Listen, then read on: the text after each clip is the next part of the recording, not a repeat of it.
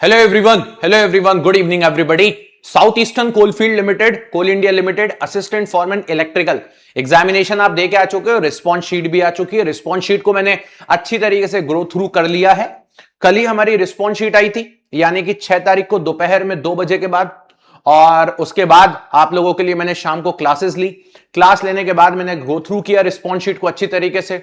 बहुत सारे बच्चों के मैंने मार्क्स देखे, उन बच्चों के भी मैंने मार्क्स देखे जिनको इस एग्जाम की अच्छी समझ हो चुकी थी, जिन्होंने इसके पहले एनसीएल यानी कि नॉर्दर्न कोलफील्ड लिमिटेड में फोड़ा था, उनके मार्क्स भी मैंने देखे। अभी एनसीएल का रिजल्ट पूरा आया नहीं है, लेकिन कुछ बच्चों के एनसीएल में बहुत अच्छे मार्क्स थे, 85 क्रॉस। उन्होंने एसईसीएल का पेपर दिया है, मैंने उनके एसईसीएल में भी मार्क्स देखे, और कहीं ना कहीं इसके अकॉर्डिंग मैं फाइनली कट ऑफ पे पहुंचा हूं।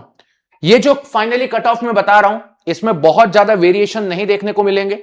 हो सकता है किसी स्टूडेंट को लगे कि मैं कट ऑफ कम बता रहा हूं, हो सकता है किसी को लगे कट ऑफ ज्यादा बता रहा हूं, बट मैं आपको जेन्युइनली बता रहा हूं, जब जब पेपर आसान आता है तो जो कट ऑफ की रेंज होती है वो बहुत छोटी हो जाती है। एक टॉपर के मार्क्स में और एक कट ऑफ की रेंज, कट ऑफ में बहुत कम डिफरेंस हो जाता है। और मैं हमेशा आप लोगों को एक ही चीज बोलता हूं कि लाइफ में एक ही चीज ध्यान रखिएगा, जब तक आप सही से स्टडी नहीं करोगे आप कट ऑफ ढंग से डिसाइड नहीं कर सकते। ये कोई छोटी मोटी चीज नहीं है, हम कोई भगवान नहीं है जो सीधे आकर के आपको एकदम तुरंत आधे घंटे में ही कट ऑफ बता दें, ऐसा बिल्कुल भी नहीं होता। आप भी इस बात को समझते हो। एग्जामिनेशन आपने दिया है, एग्जाम की समझ आपको थी, हम केवल 2 चीजों के बेसिस पर कट ऑफ डिसाइड कर सकते हैं। एक एग्जाम के पेपर को पूरा कंप्लीट गो थ्रू करके, जिसमें कम से कम 1 घंटे के आसपास का समय ठीक ठाक लग जाता है, 10-15 मिनट का समय नहीं होता। और दूसरा, उस बच्चों के नंबर कितने आ रहे हैं, एक बच्चा कितने नंबर लाया जा सकता था।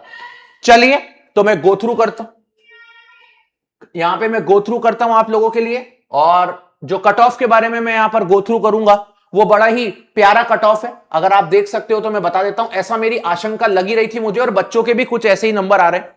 सबसे पहले मैं अनरिजर्व्ड कैटेगरी की बात कर लेता हूं, यूआर की कैटेगरी की बात। तो यूआर की कैटेगरी की अगर मैं बात करता हूं तो मोटा मोटा मुझे लग रहा है कि कट ऑफ 82 भी नहीं जाएगा, 82 क्रॉस हो जाएगा आराम से, 82 प्लस कट ऑफ जाएगा। लेकिन वहीं यूआर की अगर मैं बात करता हूं तो लेस देन 85 रहेगा, मतलब 85 तक टच तो नहीं करेगा, 85 के नीचे ही रहेगा। टॉपर के मार्क्स जो हैं अभी तक जो मुझे पता चले हैं, मतलब मेरे पास जो बच्चे के नंबर आए हैं अभी तक, हाईएस्ट नंबर जो हमारे पास एक स्टूडेंट के आए हैं वो आए हैं 87 नंबर। तो हाईएस्ट अभी तक हमने जो सुना हुआ है,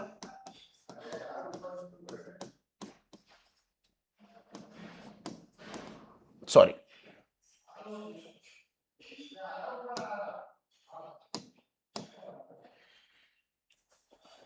चलिए तो अगर मैं अनरिजर्व्ड के बारे में बात करता हूं तो अनरिजर्व्ड का जो कट ऑफ है वो मैं बता देता हूं आप लोगों को, 82 प्लस रहने वाला है। लेकिन वही भी हमारा लेस देन 85 ही रहेगा, 85 से ऊपर किसी भी सिचुएशन में नहीं जाएगा।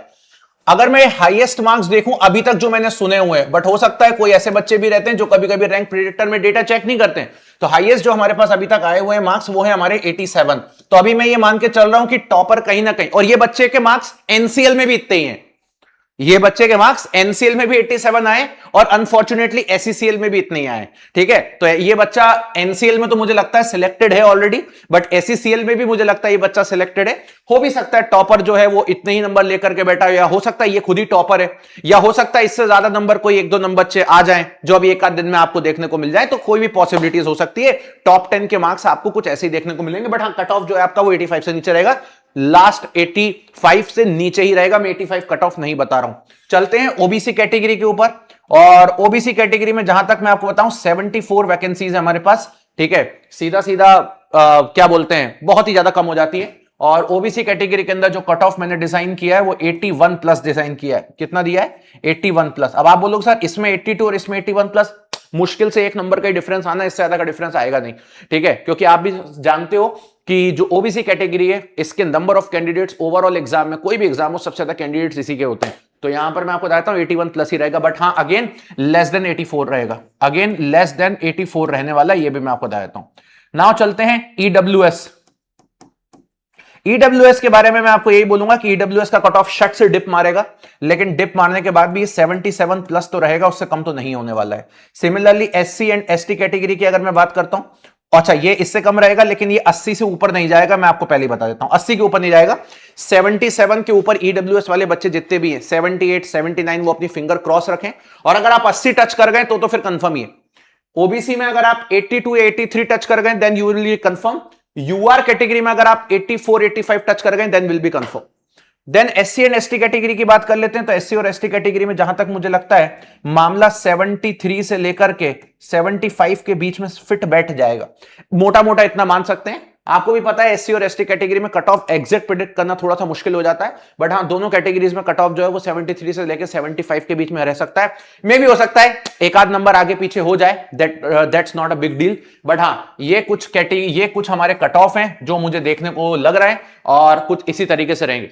मैं बहुत ज्यादा स्टडी करता हूं, थोड़ा सा टाइम लेता हूं, लेकिन चीजें आप लोगों के सामने हमेशा ऑथेंटिक लाके बताता हूं। हड़बड़ी में जल्दी नहीं बताता हूं, बहुत बार बच्चे कुछ और मान लेते हैं चीजों को। चलिए ये तो हो गया, ये तो बता दिया। अब इस रेंज में जो भी बच्चा आ रहा है उनके सिलेक्शन होने के चांसेस हैं। बात आती है इस रेंज में जिनके मार्क्स नहीं है वो क्या करें। देखिए बेटा, आप लोगों ने मेहनत तो करी थी, इट्स ओके। अब ये मेहनत कहीं वेस्ट तो जाने देना नहीं है। तो मैं सबसे पहले एक चीज बोलूंगा, आपके पास अभी एमसीएल का पेपर है, महानदी कोलफील्ड, जिसका पूरा हुबहू सिलेबस वही है जो हमारा एससीसीएल का था। दूसरी बात, जिस लेवल पर मैंने एससीसीएल के लिए पढ़ाया था, आज कोई भी बच्चा यहां पे कमेंट बॉक्स में ये नहीं बोल सकता कि सर उसके बाहर कुछ भी पेपर के अंदर आया था। बच्चों ने फोड़ा है। 4 बजे वाली क्लास रेगुलर बच्चे करते हैं, फोड़ के आए हैं। बच्चों ने रात्रि जगराता अटेंड किया था, बच्चे फोड़ के आए हैं। हर चीज बच्चों ने आके एनालिसिस के टाइम पे बोली थी कि सर आपने जिस लेवल का कंटेंट दिया था एक्स्ट्रा ऑर्डिनरी था। मैंने बहुत ज्यादा बच्चों को है ना मुंह में चम्मच भी नहीं पहुंचाई थी, अरे एमपीजीके का टैरिफ पढ़ लो, ये पढ़ लो, बहुत सारा पढ़ा रहा हूं, कुछ भी आ जाएगा क्या, एकदम एक्स्ट्रा सिलेबस, ये सब कुछ नहीं किया था। मुझे मालूम था ये सब चीजें केवल कॉपी पेस्ट की तरह सिलेबस में लिख दी जाती है, लेकिन इनका कोई औचित्य नहीं है। आप ही सोचो, एमपीसीजी का टैरिफ का क्वेश्चन सिलेबस तो लिख दिए, क्वेश्चन लाओगे कहां से, ऑब्जेक्टिव क्वेश्चन कहां से लाओगे, कौन बनाने बैठा है? आपको लगता है ये पीएसयू बैठ के ऑब्जेक्टिव क्वेश्चन खुद डिजाइन करते हैं? अरे इनका तो एक ही काम है, सीधे एग्जाम कंडक्टिंग एजेंसी को बोला तुम पेपर बनाओ। एग्जाम कंडक्टिंग एजेंसी ने इनको साफ बोल दिया, भैया हम तो सॉफ्टवेयर कंपनी है, हम एमपी और सीजी के टैरिफ का एमसीक्यू कहां से लाएं, ये तो इंटरनेट पे अवेलेबल ही नहीं है। तो इनने क्या बोला? इनने बोला ठीक है नहीं है तो मत डालो, तो नहीं डाला। अगर आज इस देश के अंदर इंटरनेट पर मध्य प्रदेश और छत्तीसगढ़ का टैरिफ का एक भी एमसीक्यू होता तो शायद वो पेपर में आ जाता। और ये बातें मैंने अपने स्टूडेंट्स को पेड बैच में भी बोली थी, जब बच्चे बोलते थे सर क्या बोलते हैं इसका ना हमें वो करा दीजिए, क्या बोलते हैं इसके ऑब्जेक्टिव क्वेश्चन करा दो। तो मैं स्टूडेंट को बोलता था बेटा इसके ऑब्जेक्टिव क्वेश्चन इंटरनेट पे अवेलेबल ही नहीं है। ये एकमात्र ऐसा एग्जाम है जिसने पहली बार एमपीसीजी का टैरिफ सिलेबस में डाला था, क्योंकि ये जो कोल माइंस है, ये जो पर्टिकुलर सब्सिडरी है, मध्य प्रदेश छत्तीसगढ़ की बाउंड्री पे काम करती है, आधा छत्तीसगढ़ में, कुछ हिस्सा मध्य प्रदेश में। तो मैंने बोला ये इन्होंने सिलेबस में डाल दिया, लेकिन इसके ऑब्जेक्टिव क्वेश्चन कैसे कराएंगे, ये एग्जिस्ट ही नहीं करते हैं। बच्चों ने बोला नहीं सर हमने तो कहीं देखा इसका प्रीवियस ईयर पेपर। भाई इसका कोई प्रीवियस ईयर पेपर नहीं है, ये पहली बार पेपर हो रहा था एससीसीएल का, कहां का प्रीवियस ईयर पेपर लेके आए हो? सिर्फ थंबनेल पे प्रीवियस ईयर पेपर लिख देने से, बोलने से प्रीवियस ईयर पेपर नहीं बनता। अभी कल परसों एक बच्चा मेरे को बोला था सर एमसीएल का प्रीवियस ईयर पेपर कर दो। कहां का एमसीएल का प्रीवियस पेपर? भाई मैं जब से होश संभाला हूं पढ़ाने में और पढ़ने में, मैंने आज तक अपनी जिंदगी में साल 2010 के बाद से लेकर के 2026 हो गया, 16 साल में कभी इन सब्सिडरीज कंपनी का पेपर होते हुए नहीं देखा है।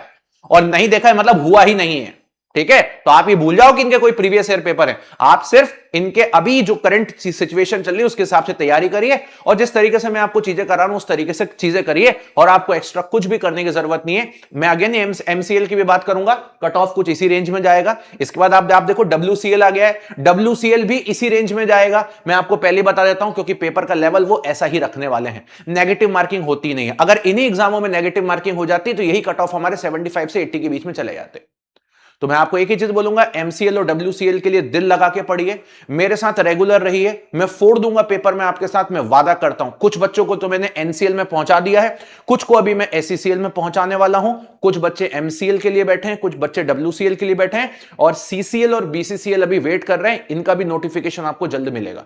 तो लग जाइए मेरे साथ और बेहतर तरीके से एग्जीक्यूट करिए, बस इतना ही बोलूंगा। सबसे पहले बधाई इन सभी बच्चों को जिनके इतने मार्क्स आ रहे हैं, वेरी वेल एंड गुड। और एक ही चीज बोलूंगा, ये जो एग्जाम आप दे रहे हो ना, ये एग्जाम पूर्णतः मेहनत से नहीं निकाला जा सकता है। इस एग्जाम में मेहनत के साथ थोड़ा सा लक भी चाहिए, क्योंकि नेगेटिव मार्किंग नहीं है, मेहनत से हर बच्चा यहां पर 75 मार्क्स तक पहुंच गया, 78 तक पहुंच गया, लेकिन उसके बाद जो उसका लक फैक्टर था, उस लक फैक्टर ने उसको 81 82 तक पहुंचाया है, उसके लक फैक्टर ने उसको 83 84 तक पहुंचाया है। तो थोड़ा सा लक फैक्टर भी मैटर करता है इस तरीके के एग्जाम्स के अंदर, बट ठीक है, मेहनत और करेंगे और बाकी एग्जामों के अंदर फोड़ते हैं। सो रेडी हो जाइए और एक बार कमेंट बॉक्स में लिखिएगा, yes sir we are ready for MCL, we are ready for BCCL, we are ready for WCL, we are ready for CCL, we are ready for every any other examination. So thank you so much, bye bye, take care and love you everybody.